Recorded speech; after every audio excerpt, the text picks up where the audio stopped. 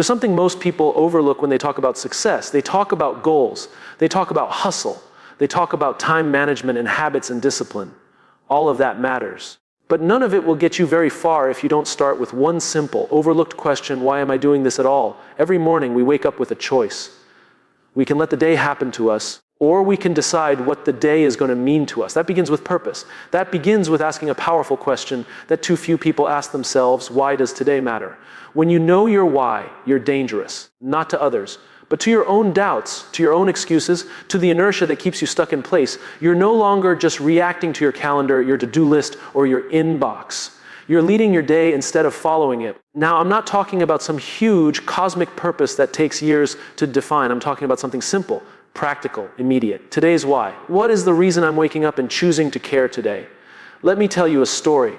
Years ago, I worked with a leader who was wildly successful on paper. Title, salary, accolades, you name it. But every morning he'd hit the snooze button. Not once, 3 times, sometimes 5. And when he'd finally crawl out of bed, there'd be this look in his eyes.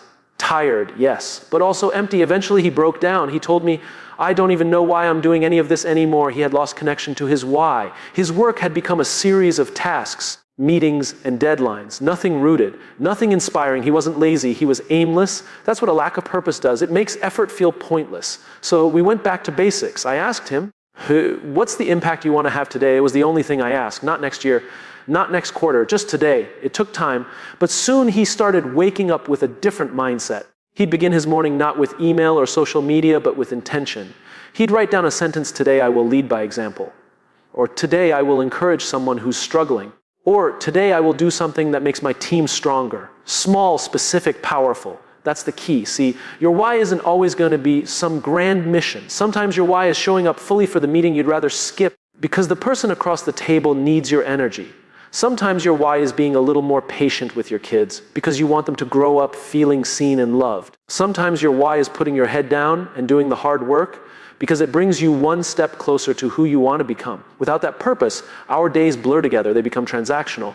We do things out of obligation, not out of meaning. And when that happens over time, we burn out, not because we're doing too much, but because what we're doing lacks connection.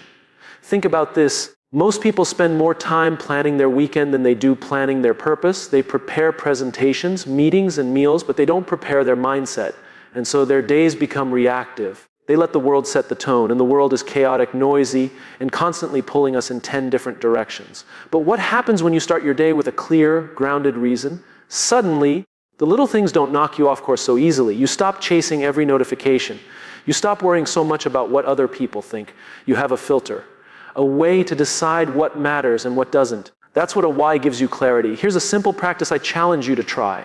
Tomorrow morning, before you pick up your phone, before you check your email, before you let the world pour into your mind, take 60 seconds. Sit quietly.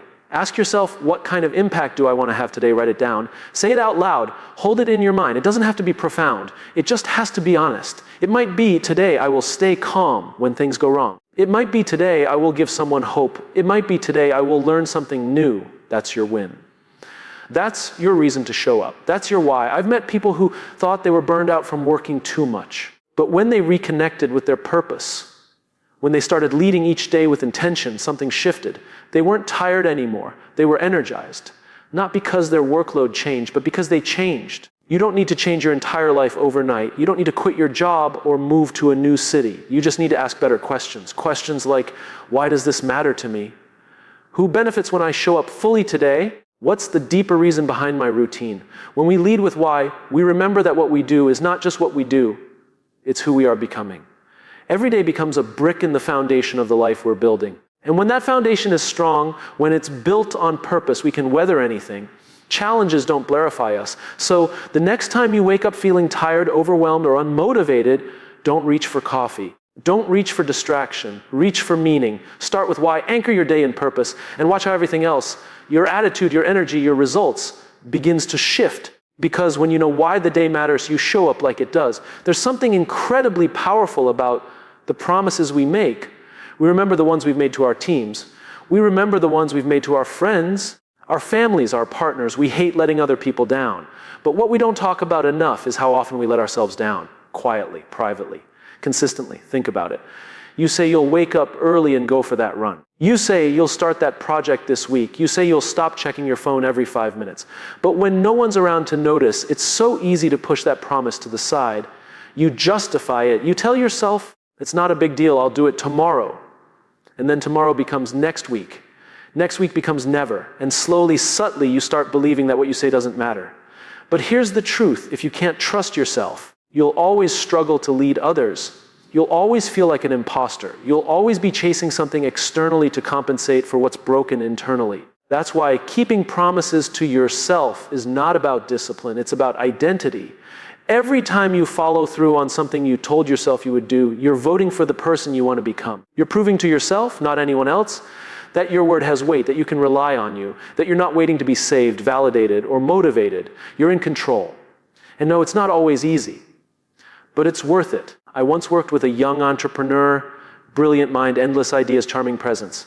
On the outside, people thought he had it all together, but behind the scenes, he was stuck. His business was stalling, his confidence was cracking, and he didn't know why. We sat down and had a raw conversation. I asked him, what's the one promise you keep breaking to yourself? He looked down, took a breath, and said, I keep telling myself I'll finish what I start, but I never do. That moment changed everything. Because once he admitted it, we had something to work with. We didn't start with a productivity tool. We didn't build a new schedule. We started with integrity. He picked one small promise to keep every day, just one. And that small daily win rebuilt his self-respect, brick by brick. People often think they need motivation to take action. But it's actually the other way around. Action builds confidence, repetition builds belief, and belief fuels purpose. Motivation isn't what starts the engine, commitment is. And that commitment must start with you. There's a common trap in leadership. We show up for everyone except ourselves. We run around solving problems, managing fires, meeting deadlines, being available, being helpful, being everything for everyone. But inside, we're exhausted, depleted, running on fumes. You can't pour from an empty cup. And you can't lead others from a place of self-neglect. If you constantly abandon your own needs, your own boundaries, your own promises, you are teaching people that your word is flexible, that you don't matter as much. And over time, you'll start to believe that too. Keeping promises to yourself doesn't mean becoming selfish. It means becoming stable, grounded, trustworthy. Because the moment you start honoring your own word, your energy shifts. You walk into a room differently. You speak differently. You make decisions differently. Not from ego, but from alignment. And alignment is where the magic happens. Let me give you something simple.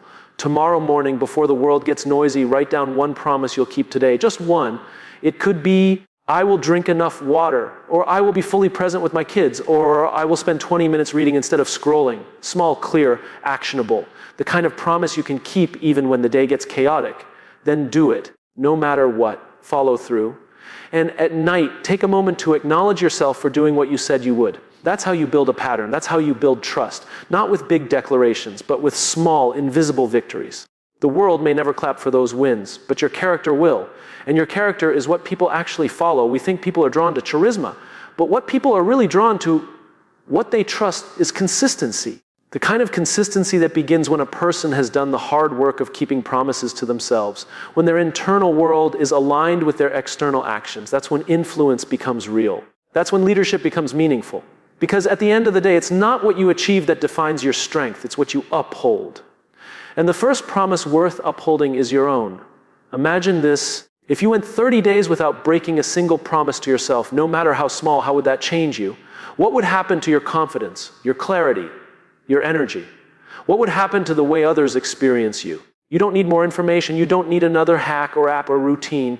You need integrity, quiet, personal, inner integrity. The kind that isn't seen by others, but is felt by you.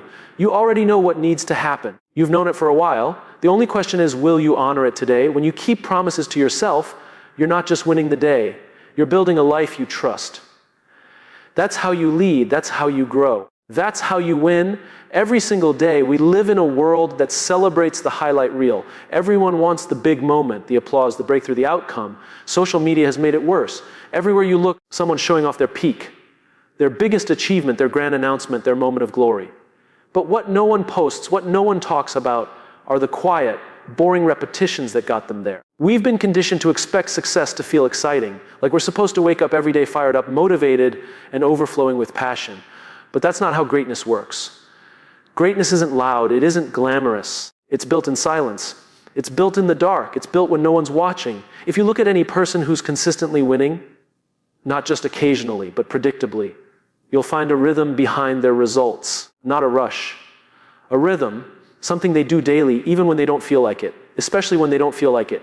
They've learned to fall in love with the process, not just the prize. That's what I mean by embracing the boring reps. Because let's be honest, most of the things that lead to mastery feel incredibly unremarkable. Practicing the same move again and again. Having the same conversation with your team until it sticks. Waking up early to do the same journaling, the same reading, the same workout. It's not thrilling. It's not new. It's boring. And that's why most people won't do it. But boring isn't bad. Boring is where the work happens. Boring is where confidence is built. Boring is where identity is forged. Think about athletes. The best in the world don't just practice when the stadium is full. They train when it's just them, their coach, and the sound of their own breath. And they repeat the same drills, the same plays, until they're automatic, until they become muscle memory. So that when the big moment comes, they don't rise to the occasion. They fall back on their preparation. I once worked with a team leader who couldn't understand why their results were so inconsistent. One month they were hitting targets, the next month they were completely off track. The talent was there, the passion was there, but the process was missing. So I asked her, what do your boring reps look like? She looked confused. What do you mean? I said, what are the small things you do every single day, no matter what, that make the big results inevitable? She thought about it and admitted, honestly, I don't have those. I just work really hard when the pressure is on. That's the problem. Most people wait for pressure to perform. But true professionals don't rely on pressure. They rely on process. We built her a routine, a simple set of habits she'd repeat daily. Check-ins, debriefs, reflection, planning, nothing flashy, nothing groundbreaking, just boring, repeatable excellence. And in a few months, her team's performance transformed. Not because they got smarter or more talented, but because they got consistent. Consistency is a superpower, and boring reps are the path to consistency. The reason most people struggle isn't because they're lazy or unmotivated. It's because they're at the next thing, the shiny thing, the exciting thing. And the moment something feels too routine, too repetitive, they lose interest. They want change, but they don't want repetition. And that's a problem, because growth lives in repetition. You don't get strong by lifting a weight once. You don't get smart by reading a book once. You don't get trustworthy by telling the truth once. You become those things by doing the boring reps over and over and over again. Here's what's funny. When people see someone crushing it, they always ask, what's your secret? But usually there is no secret, just systems, just habits, just effort that's been repeated so often it becomes who they are. Boring reps are the bridge between who you are and who you want to be. They're the small choices no one sees that eventually lead to the results everyone wants. I know it's not sexy. It's not supposed to be. That's the point. You do the reps not because they feel good, but because they do good, because they compound, because they quietly stack up into something powerful over time. And yes, you're going to want to quit. You're going to feel like it's not working. You're going to think, this can't be it. There has to be something more exciting, more advanced, more interesting. But that voice is lying. That voice is impatient. That voice doesn't understand how mastery works. Mastery is boring. Progress is boring. Winning is boring until it isn't. Until one day you wake up and you're further than you've ever been. And people ask how you did it. And you smile because you know the truth. You did it by doing the work when it was dull, when it was quiet, when it was just you showing up with no reward, no applause, and no proof yet. The people who win aren't the most excited. They're the most consistent. They're the ones who kept going when it stopped being fun. They're the ones who embraced boredom and made it their edge. So the next time you feel stuck, don't look for a breakthrough. Look for your reps. Ask yourself, what's the boring thing I've been avoiding, and then do it. Not once, every day. Because discipline isn't doing hard things. Discipline is doing simple things, repeatedly, even when they're no longer interesting. That's how champions are made. That's how trust is built. That's how you create a life that wins every day, not just in moments, but in momentum. Fall in love with the boring reps. They'll take you further than motivation ever could. Most people think leadership is about being in charge, about being the loudest voice in the room, the person with the answers, the title, the authority. But real leadership isn't about taking control. It's about taking care. It's about putting others first, not because you have to, but because you choose to. Leading with service, not ego, is one of the most misunderstood principles in the world. We live in a culture that rewards visibility. If you look successful, if you sound important, if you seem confident, you're praised. But ego, when it drives leadership, always leaves damage behind, because ego leads us to ask the wrong question, how can I win?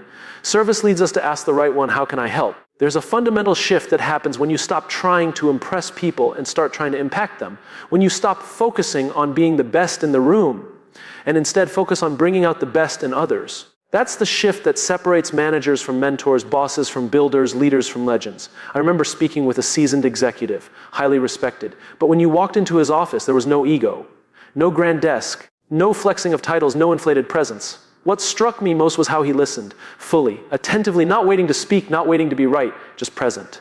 Afterward, I asked him what his secret was. He smiled and said, "I'm not here to be the smartest person in the room. I'm here to make everyone else smarter." That's what service looks like in leadership. It's humility in action.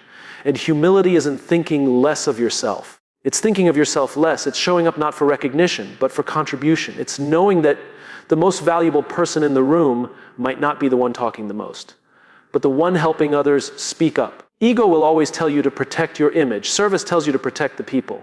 Ego says, don't show weakness. Service says, be honest. Ego builds walls. Service builds trust. And the difference becomes very clear over time because one creates fear and the other creates loyalty. I once worked with a young team leader who had just stepped into a management role. She was driven, articulate, brilliant, but something was off. Her team wasn't responding. There was tension, burnout, resistance. She was frustrated. "Why won't they just do what I ask?" she said. I told her, because they don't feel seen. They don't feel safe.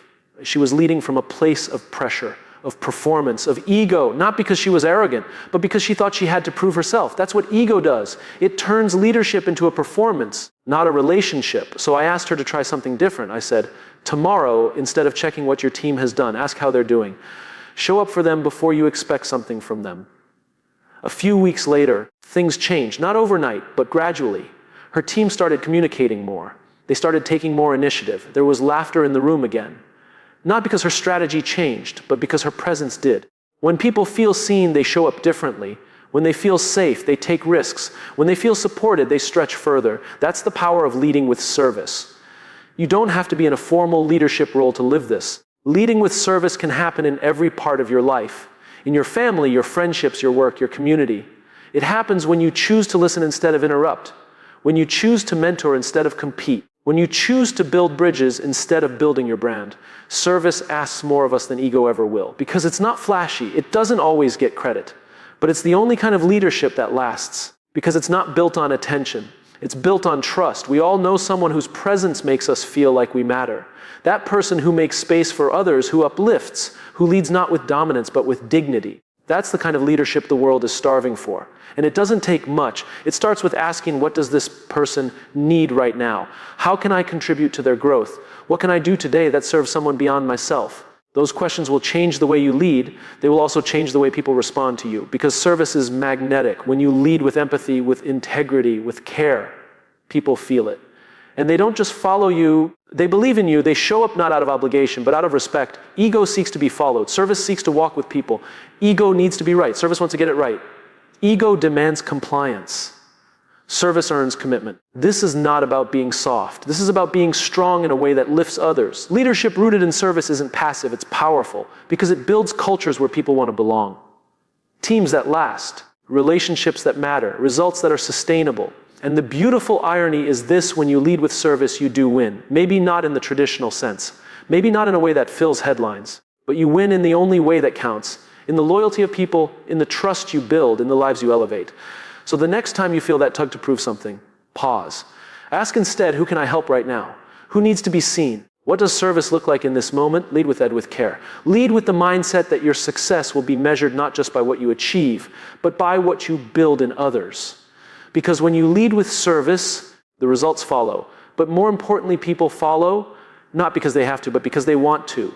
And that's how you win, quietly, powerfully, every day. We live in a world that's always rushing toward the next thing. Finish one task and another replaces it. End one day, and the next morning is already screaming for your attention. In the middle of all this motion, there's one habit that quietly separates those who grow from those who simply repeat. It's not something flashy. It's not productivity software. It's not waking up at 5 a.m. It's reflection. We don't grow from experience. We grow from reflecting on experience.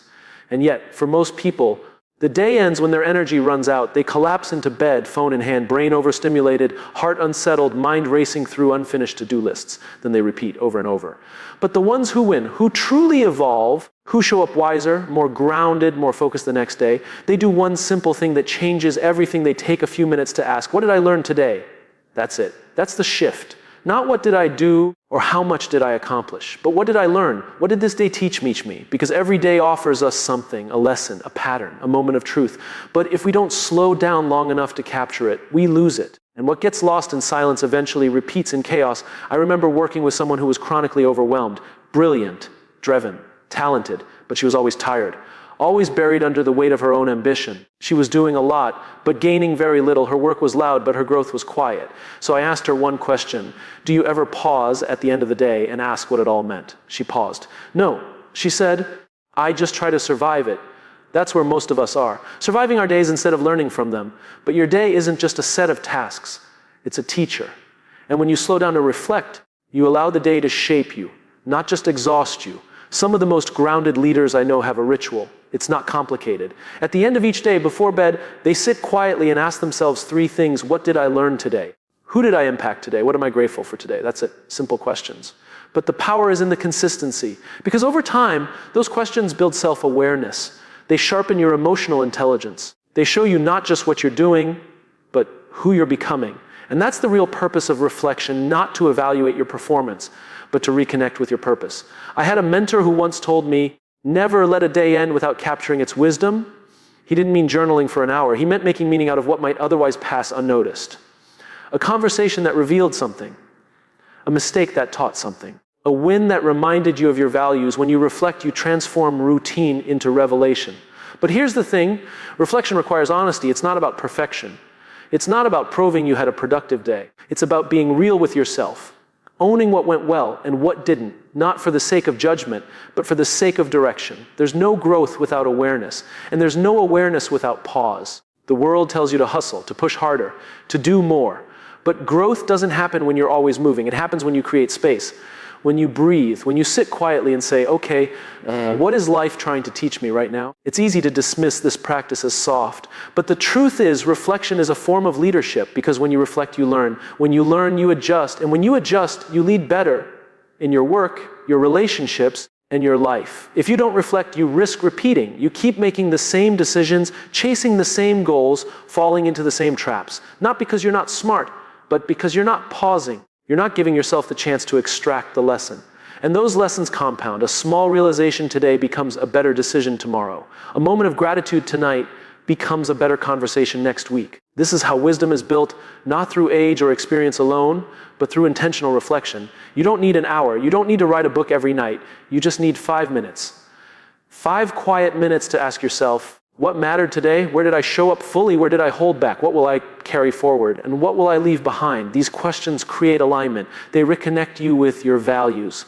They remind you that your time is finite and your days are not to be wasted. They help you sleep better. Because instead of going to bed with noise, you go to bed with meaning. The most successful people I've met aren't the ones who do the most. They're the ones who learn the fastest. And reflection accelerates learning. You can't change what you won't face. And you won't face it until you slow down and ask. That's why reflecting before you rest isn't just a productivity hack. It's a leadership principle. It's how you build a life of depth, not just noise. And here's the part no one tells you. Over time, those 5 minutes of reflection become your story. They become the wisdom you pass on. They become the clarity others feel in your presence. They become the reason people trust you, not because you have all the answers, but because you've wrestled with your questions. So before you reach for your phone, before you scroll into distraction, before you collapse into exhaustion, pause, sit with yourself, ask what the day gave you, ask what it took from you, ask who you became in the process, reflect before you rest, because how you end your day shapes how you start the next one. And the people who win every day aren't the ones who did the most, they're the ones who learned the most. And learning only happens when you choose to listen, even to yourself.